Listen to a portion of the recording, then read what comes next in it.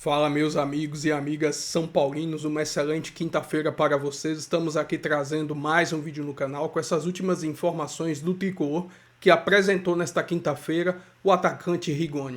O jogador novamente vestirá a camisa do São Paulo. Além disso, estou trazendo um corte com essas últimas informações do tricolor. Se inscreva no canal, deixa seu like, se quiser deixar sua opinião aí nos comentários e vamos aí com o vídeo.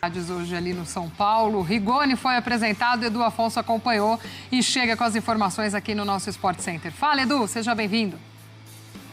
Olá, amigos do Sport Center. Nesta quinta-feira, o São Paulo apresentou o seu último reforço contratado no último dia de janela, Emiliano Rigoni. E Rigoni, a exemplo de Rafael Tolói, que foi apresentado na terça-feira, está retornando ao tricolor.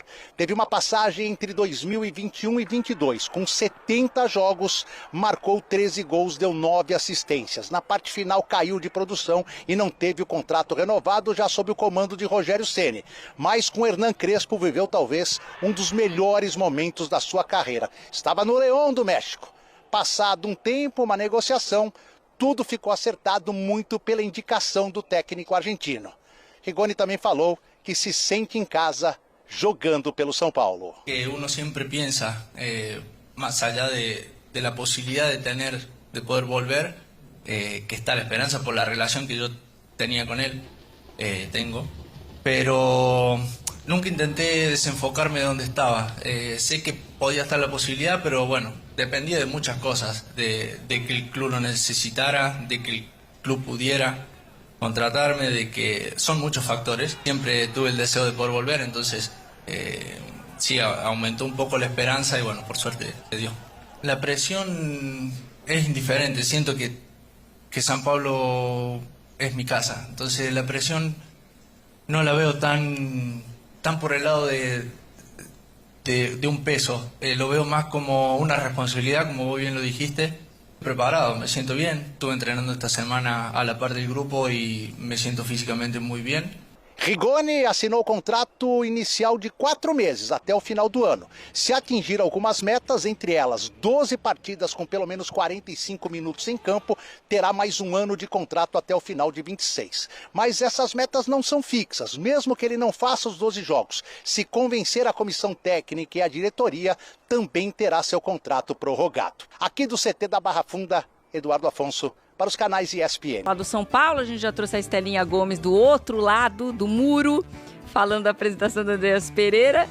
E agora a gente traz o Léo Lepre, que traz informações da apresentação do Rigoni, que não era exatamente o atacante que o São Paulo queria, né, meu amigo? A esperança era o Marcos Leonardo, mas é o que tem para hoje. É um jogador que vem com bastante fome aí para ajudar o São Paulo nessa sequência. Tudo bem, Joana? Boa tarde a você. E fome é a palavra do momento aqui no São Paulo, porque a gente está localizado bem ao lado do refeitório dos atletas e bate um cheiro de comida a essa hora, porque acabou o treino e eles foram lá já para almoçar. Então é bem provável que atrás de mim aqui você veja passando alguns jogadores que ou estão indo para o almoço ou estão saindo, inclusive o Rigoni, que já foi apresentado, já deu a coletiva dele, eu vi ele passando ali já a caminho do refeitório. O Rigoni que retorna ao São Paulo, né? Lembrando que a segunda passagem dele, ele teve uma primeira passagem em 2021, 2022, chegou com o técnico Hernan Crespo logo depois que o São Paulo conquista o Campeonato Paulista e nesses 2 anos ele tem bons números, né? Ele fez 70 jogos, teve 13 gols e 9 assistências. Mas esses bons números eles ficam muito concentrados na passagem do Hernan Crespo, ele perde muito espaço com o Rogério Ceni e depois ele acaba saindo do São Paulo. O Rigoni, ele chega, como você bem disse, não era o plano A do São Paulo, mas ele chega como aquela oportunidade de mercado, já que o São Paulo, a gente sabe bem, não tem condições, né? O caixa não permite o São Paulo grandes contratações. Então chega com uma possibilidade no mercado, ele rescindiu o contrato dele com o León, chega livre aqui para o São Paulo com contrato até o final desse ano, mas algumas metas, caso ele cumprir, aí ele estende esse contrato até o final de 2026. Algumas outras notícias, já que hoje a gente tem a oportunidade de estar do lado de dentro do muro, né? A gente já sabe aqui que o Arboleda, o Marcos Antônio estão recuperados, estão treinando com o elenco normalmente. O Oscar, né, ele tá voltando aos poucos, ele ainda nem está treinando junto com o restante do grupo, ele está fazendo aqueles primeiros movimentos separados com o pessoal da fisioterapia em campo, mas já batendo na bola, correndo ali, mas é uma coisa separada. Então na semana que vem vai bater aquelas 8 semanas que era a previsão, mas é 8 semanas para ele começar a retornar ao trabalho com o restante do grupo. Então, o Oscar ainda vai demorar um pouquinho para retornar ao time do São Paulo. E a oportunidade que a gente teve, a última, já que a gente está dentro do CT, não podia deixar escapar, é que logo atrás aqui do nosso repórter cinematográfico, né, do Thiago Guimarães, tem o último campo do CT e deu para ver ali passando nessa secura que está São Paulo, no sol da 1h da tarde, o Caleri correndo ali, dando as voltinhas dele depois do treino. Então, o Caleri já está num estágio ali avançado, mas é claro que não dá para a gente fazer nenhuma previsão de retorno, até porque a lesão dele foi rompeu, né, o ligamento cruzado do joelho, teve que operar, então a previsão é só para o ano que vem, mas já tem essa boa notícia, pelo menos ele já está correndo ali no campo, já dá para ver que o movimento está solto, que ele está correndo bem. Vamos aguardar a evolução da lesão do Caleri. Joana? Só boa notícia, amigo. Vai filar esse almoço aí. Vai filar esse almoço que você tá merecendo. Ô, São Paulo, convido o Léo Lé pra equipe aí pra almoçar. Um beijo pra você. Paulo, então, porque o lance de Cotia continua pegando, né? Uma crise entre torcida e diretoria. Torcida muito chateada com as vendas da base. A preços muito baratos, para dizer o mínimo, a preços de banana. Então, a torcida está bem chateada com essa história. E segunda-feira, gente, vai ter um evento no São Paulo que é bem importante para falar de Cotia, porque vai ser apresentado o fundo que fala sobre essa parceria, né? Que promove essa parceria com a base do São Paulo, em que seriam discutidos, né? Na verdade, seriam colocados 250 milhões de reais em troca de 30% da base num período de 15 anos.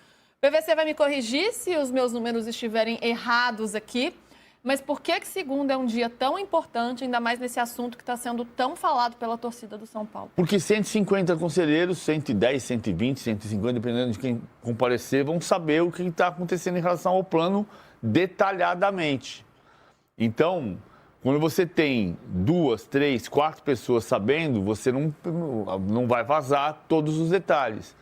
A gente sabe boa parte dos detalhes, porque tem gente que sabe. São 9, se eu não me engano, esse Conselho de Administração de São Paulo tem 9 integrantes. Mas, apesar de você saber desses 9, você não sabe dos 150 que podem vazar coisas mais... pedaços mais robustos do contrato. Eu tenho batido nessa tecla que é por que o São Paulo precisa ter 250 milhões de reais de investimento por um período de 15 anos, se vendendo mal faz 257 milhões de reais em um ano. Sendo que o São Paulo tem uma tradição gigantesca de investir em base. Acho que tem uma discussão para haver. A gente sabe que se conselheiro fosse bom, a gente vendia. Mas tem reunião do Conselho Deliberativo na segunda-feira. Não, é uma loucura, né? Quando a gente traça essa comparação de que em um ano o São Paulo que fez essas vendas, que está revoltando todo mundo, consegue um dinheiro maior ou igual do que todo esse acordo. Danilo, você inclusive viralizou nas redes sociais porque você já bateu nesse acordo com o fundo bastante. Então, segunda-feira a gente tem que ver o que vai acontecer e você continua achando isso um absurdo, pelo menos nesses moldes que estão sendo apresentados até agora, né? Na segunda a gente vai ter mais informações também. Nos moldes que a gente já sabe, já é o suficiente para o que eu falei. Eu acho que é um péssimo negócio para o São Paulo.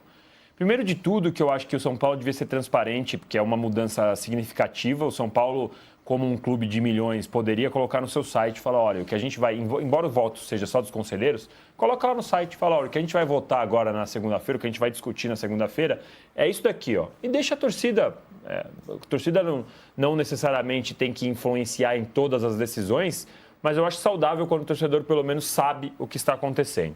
Porque se não tivesse nenhum problema, se não tivesse alguma pegadinha, alguma coisa, era muito mais fácil deixar isso de forma transparente, até porque, como o próprio Casares disse, vai ficar lá na CVM, da Bolsa de Valores aqui do Brasil, de São Paulo, a Ibovespa, então, deixa lá claro para todo mundo ver já, eu acho que seria uma medida legal.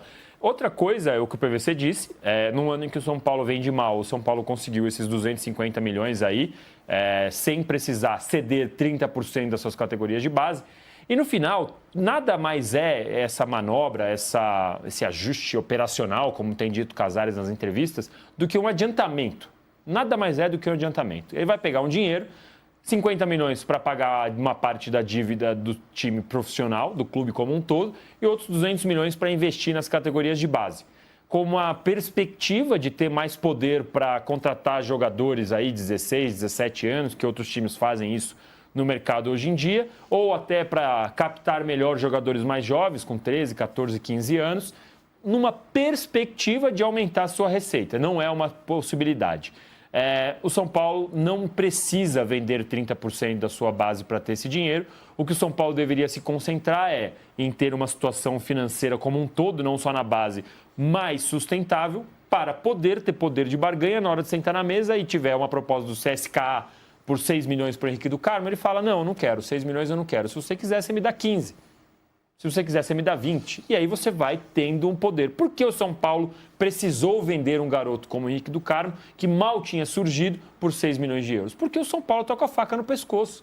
Porque o São Paulo precisa pagar as dívidas e o São Paulo, como disse o próprio Casares, não pode amargar mais déficit. Mas por que o São Paulo está tendo déficit num ano que, teoricamente, era de redução de custos? Porque o São Paulo não cumpriu a própria promessa de diminuir os gastos. São Paulo não cumpriu a promessa de diminuir gastos, diminuir folha salarial. São Paulo não foi ao mercado e ainda assim consegue passar no ano que os gastos aumentaram, como mostrou um relatório feito pelo conselho, esse conselho aí de 9 pessoas que tem o São Paulo. Então, assim, falta muita transparência e é um negócio horrível para o São Paulo. É um negócio péssimo. O PVC fala dos 15 anos, não é que 15 anos vai voltar automaticamente para o São Paulo. O São Paulo tem algumas janelas, 10, 15, 20, 25 anos, que o São Paulo pode recomprar essa participação. E é um valor que a gente nem sabe por quanto. E tem um detalhe que, assim, se você está falando de 15 anos, o menino que está no sub-8 hoje, ele está nesse formato. Sim. Que o fundo, teoricamente, passa a ter 30% dos jogadores do sub-15, do sub-17 e do sub-20. Mas o sub-15, quem tem 14 hoje, é sub-15 ano que vem. E ao longo de 15 anos, né, praticamente quem está nascendo agora vai entrar ter 15 anos. nesse rolê. Eu acho até que o São Paulo diminuiu a velocidade do aumento da dívida. Pela questão do FDIC, não é que não tenha funcionado nada. Teve contas que foram feitas para contratar o Oscar, tinha que diminuir folha de pagamento. Então, o que aconteceu foi que a velocidade do crescimento da dívida diminuiu. Não é que não serviu para nada. Diminuiu a velocidade com que a dívida aumenta, mas a dívida vai bater R$1 bilhão no ano que vem, ou no final desse ano. Então não está solucionada a questão. O São Paulo é um clube que historicamente não tinha dívida, ou tinha dívida pequena, né? Até banco tem dívida, mas você tem uma dívida resolvida em relação à tua receita. Precisa ser um movimento mais drástico, é muito duro, eu sei, mas o São Paulo não vai competir, mas... Eu não vou usar o Palmeiras por causa da rivalidade, vamos usar o Flamengo de exemplo. O Flamengo dispensou o Wagner Love quando fez a reformulação, é um exemplo que a gente está cansado de ouvir. O Lucas Moura e o Oscar juntos, eles têm aí um faturamento de 5, 6 milhões de reais por mês. Pega 5 milhões de reais por mês dos dois, você consegue pegar 10 jogadores de 500 mil, é muito melhor para um time que está reestruturando, que não depende, não concentra. Um time que precisa diminuir folha salarial não pode concentrar 5 milhões em 2 jogadores. Que já passaram, os dois que já passaram dos 30 anos, os dois que têm tido problemas físicos um atrás do outro. Eu não estou aqui questionando o Lucas Moura, jogadoraço, técnico, é o melhor tecnicamente do São Paulo. O Oscar eu ainda tenho minhas dúvidas, assim... O Lucas foi importante em 23. Mas esse é o ponto, foi. Só que o Wagner Love poderia ter sido importante para o Flamengo, o Barcos, quando saiu do Palmeiras, poderia ter sido importante para o Palmeiras. Só que no momento que você vai ter que fazer opção. Não tem como você querer as duas coisas. Diminuir a dívida, ter 2 jogadores que custam 5 milhões, não dá. Abre mão. Eu sei, é duro, é difícil, mas tem que fazer. Todo mundo quer ser o Flamengo de 2019, mas ninguém quer ser o Flamengo de 2013, né? É um remédio ali ruim, né? Aquele ruim de tomar, mas algumas medidas são necessárias e algumas decisões são até difíceis de serem compreendidas. Lucas, claro, jogador que tem identificação enorme, que foi muito importante também, tem sido importante, apesar de estar parado agora, mas é uma referência ainda no time do São Paulo. Mas ontem a gente traçou uma comparação. Com o salário do Oscar, em torno de 2 milhões de reais por baixo, em 19 meses que você paga um jogador que nem está jogando, e aí, né, ele não tem culpa de estar lesionado, é óbvio, mas um jogador que não está contribuindo para o São Paulo, você não precisaria vender o Henrique Carmo. É o valor de 19 salários do Oscar, 19 mensalidades, né? O dinheiro que ele recebe por mês. É o valor do Henrique Carmo, então é complicado, né? Mas, enfim, PVC, segunda-feira tem essa reunião. Qual que é a tendência interna? A tendência é que passe A tendência é que passe, porque tem muita gente no grupo de apoio ao Júlio Casares. Mas o crescimento das últimos 10 dias do não foi escancarado. Cresceu muito o movimento do não, porque muita gente começou a fazer conta e prestar atenção nisso que o Danilo falou, nisso que eu tenho falado. Então, vai ser uma luta para tentar não aprovar o fundo cutia, para tentar não aprovar a questão, o fundo operacional que o Júlio Casares está dizendo, para tentar não vender a base. Ou é uma um parte sinal dela. claro que o não cresceu e que há já mais atrito, é que o Casares falou. Exatamente. O Casares não fala. Ele falou Sim. duas Ele vezes foi dar seguidas, duas falou para a entrevistas. ESPN, para a Globo. Acho que foi para os explicar, dois. né? Não, Foi. talvez tenha para o Jovem Pan também, não lembro. Ele falou para 2, 3 Pra lugares. ESPN e pra Globo ele falou, com certeza. É um sinal, porque normalmente ele não fala. A gente tenta cobra transparência em todos os programas do UOL aqui, normalmente ele não fala. Falou. Explicou, explicadinho? Não. Dourou um pouco a pílula? Sim, mas pelo menos falou. O Rodrigo Arraes, ele está participando aqui com a gente, ele fala sobre essa informação do número de anos, né, do tempo desse acordo. Ele está dizendo, alguns falam que se trata de 5 anos, outros de 15 anos. Qual que é a informação correta? As primeiras informações que foram divulgadas falam de 15 anos, mas é na segunda, quando o projeto for apresentado, que a gente vai ter com detalhes essas informações. Porque vai vazar para os 150 conselheiros que vão ter toda a informação detalhada, todo mundo vai ter acesso ao documento. O que eu li na apuração do Bruno Gilfrida foi que tinha janelas que o São Paulo poderia optar por recomprar a participação. Então não tem um prazo, o acordo não teria prazo, teria um prazo para recomprar. Então é sempre bem claro, bem importante 10, deixar, 15. Que é deixar claro que é uma não significa que é um acordo por 5 anos, acabou os 5 anos, já era, que nem a concessão do Allianz Parque, acabou os 30 anos, de volta para o Palmeiras, acabou.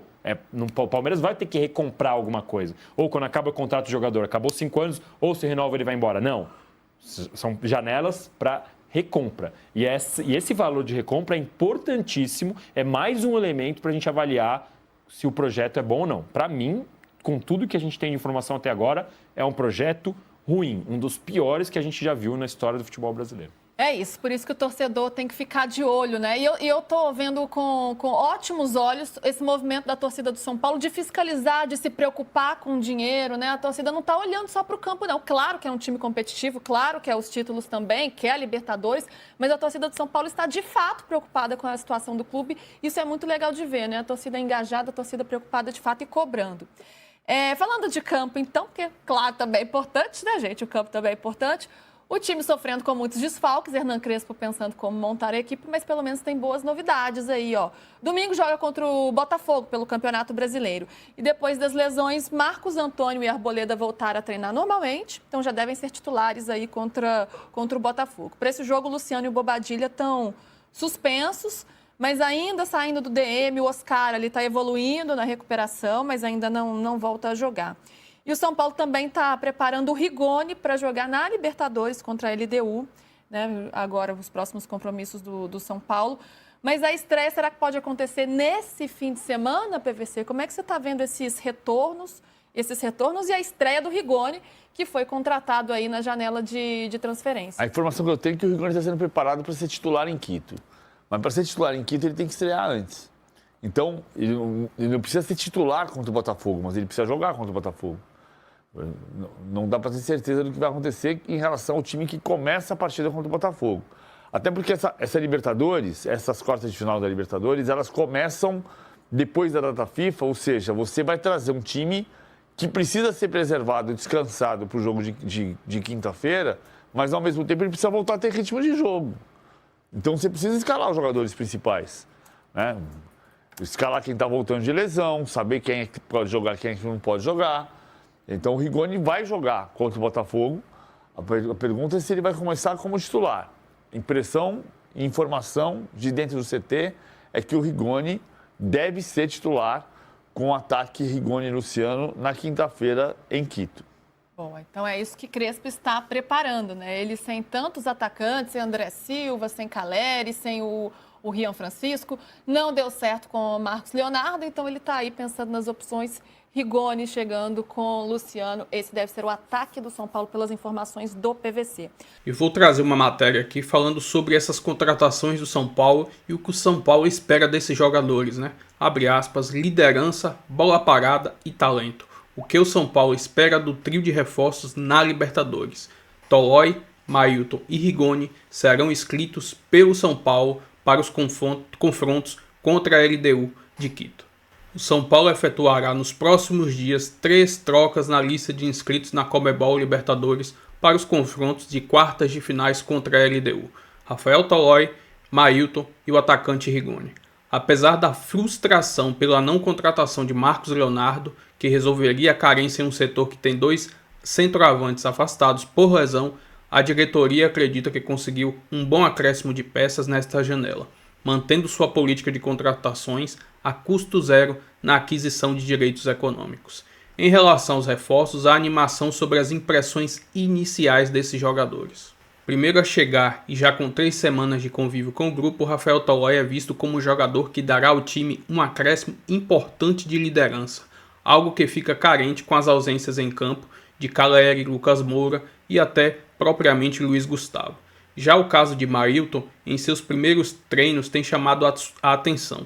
No último sábado, ele participou de parte de um jogo-treino contra o time sub-20 e teve um ótimo desempenho. O ala marcou um gol e mostrou força física nas transições. Já Rigoni, que retornou ao São Paulo após um pedido de Crespo, que trabalhou com o jogador na temporada de 2021 em sua primeira passagem pelo clube, Crespo acredita que o jogador que pode tirar do jogador argentino o que há de melhor em seu futebol. Há muita confiança em sua parte física. Antes apontado como um extremo, Rigoni hoje é visto como o segundo atacante, devendo ser escalado inicialmente numa dupla de ataque ao lado de Luciano. Ambidestro, o jogador dá ao time uma nova característica. O time volta a jogar no dia 14 contra o Botafogo pelo Brasileirão e depois faz o primeiro jogo das quartas da Libertadores no Equador no dia 18, onde enfrenta a equipe do LDU lá no estádio Casablanca. A volta será no dia 25 no Morumbi. Enfim, essa é uma matéria aí trazendo essas últimas informações desses reforços do São Paulo. Se inscreva no canal, deixa seu like, se quiser deixar sua opinião aí nos comentários e até o próximo vídeo. Valeu!